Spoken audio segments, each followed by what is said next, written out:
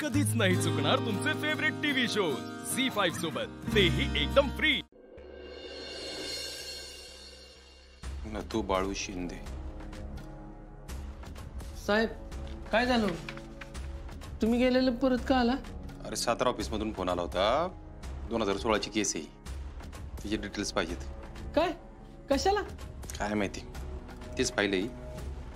एवढी झाली की देऊ नये सातारा ऑफिसला? हा देतो साहेब, पण नेमका मॅटर काय? भाऊकीच्या वादातून मर्डर झालाय, केस चालली अजून। ते सुरुवात झाली आज गावापासून। सगळीकडे हीच बॉम्ब आहे का? अहो, लोकांना कधी अकला येणार आहेत कुणास ठाऊक? काय रे, एवढं काय झालं? अहो, आमच्याकडे पण हीच चालू आहे।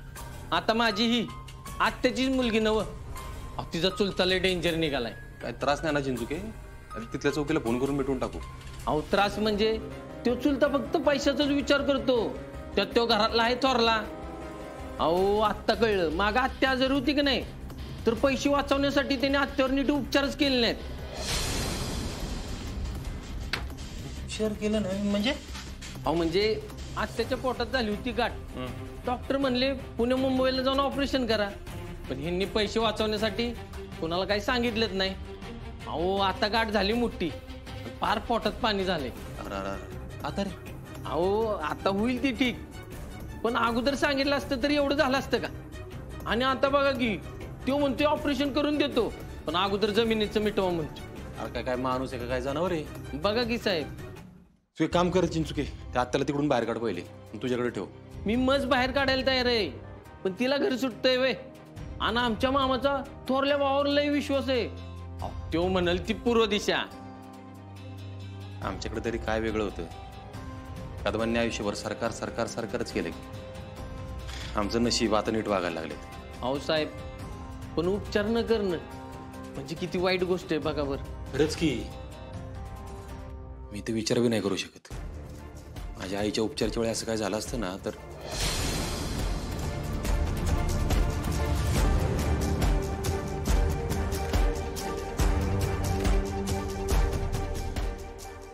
काय झालं साहेब?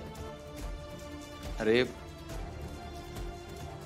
आई पण अशीच गेली ना आजारपणात, त्यामुळे डोक्यात विचार आला की आईच्या उपचाराच्या वेळी सरकारने पण अशीच हायगाई नसेल ना केली। अहो नाही साहेब, सरकार ह्या तराला जाणार माणूसच नाही, तो घराला आणि घरातल्या लोकांना पुढे घेऊन जाणार माणूस आहे।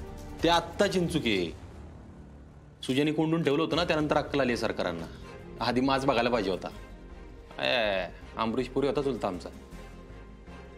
नाही, ते नाही असं करणार, सरकार नाही असं करणार, कारण यांना माझ्या आधी कदम भडकले असते म्हणजे आयुष्यभराचं नातं तोडलं असतं। ते जाऊ दे, तू एक काम कर, आत्याला पहिले बाहेर काढ तिकडून। साहेब दीपक, तुम्ही 2 दिवस सुट्टी मिळाली की नाही, तिकडे जाऊन येतो। बरं फाईल कोणती द्यायची होती ती सातारला?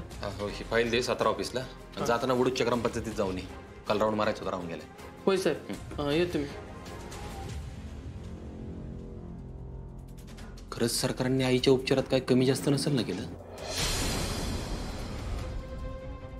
नाही, सरकार असं नाही करणार।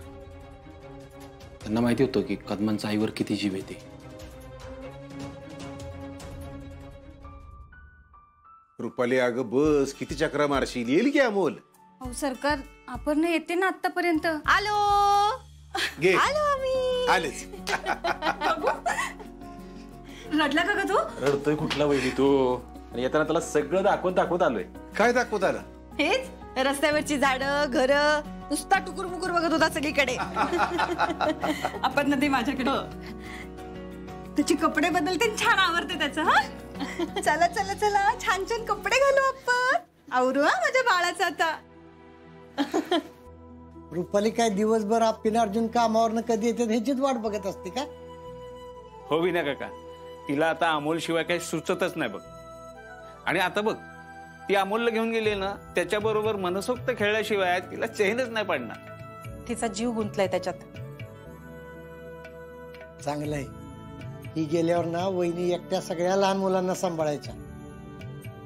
आता तर काय अमोलला 2-2 आई आहेत, याहून चांगलं काय असू शकतं, है की नाही वहिनी?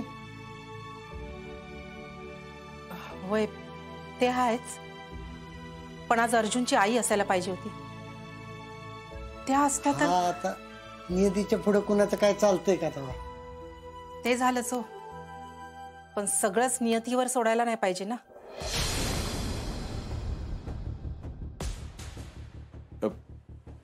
सुजय कुठे आहे? हा, ज्यांचे पैसे घेतलेत ना त्यांना भेटायला गेलाय. मी बोललोय त्यांच्याशी, ते काय आता त्रास देणार नाहीत. बरं झालं, मला माहित होतं फक्त याच गोष्टी आधी बी करायला पाहिजे होत्या. अगं रुक्मिणी, दादा तुमचं अजून मिटलं नाही का काय? हा, अरे नाही तसं काही नाही. आई सरकार अहो काय हे तुमच्यात भांडण झालं हे बघून मला हसावं की रडावं हेच कळेना. अरे एवढं काही नाहीये त्यात. सरकार, पिऊ वहिनी काहीतरी म्हणत होत्या. वहिनी काय हो? हा, काही नाही, सरकारांनी मदत केली ना त्यांना थँक्यू म्हणायचं होतं. पण कुणाला काय फरक पडतो इथे? पिऊ आता तुला काय झालं एकदम? काही नाही आई, आधी मी आणि सुजय काही बोलायला लागलो ना तुम्ही निदान लक्ष तरी द्यायचं, पण आता तसं होत नाही. मग आता काय बोलायचं, मुळात इथं थांबायचंच कशाला? अगं पिऊताई असं काय बोलतेस? असं काही नाहीये. आता मला काय वाटतं हे पण तूच ठरवणार आहेस का? नाही नाही तसं नाहीये पिऊताई. अगं पिऊताई, पिऊताई हे काय झालं एकदम? यांच्या डोक्यात आता एक नवीनच चालू झालंय की आपल्याला यांच्याबद्दल काही पडलेलं नाही म्हणून. आता रे, तसं असतं तर तू त्या माणसांशी जाऊन बोलला असता का? अरे हो, पण हे त्यांना कळलं पाहिजे ना. जाऊ दे, बोलतो त्यांच्याशी मी. चला स्वयंपाकाचं बघा, भुका लागल्यात. हो, मी आवरते आणि बघते. आलो मी पण.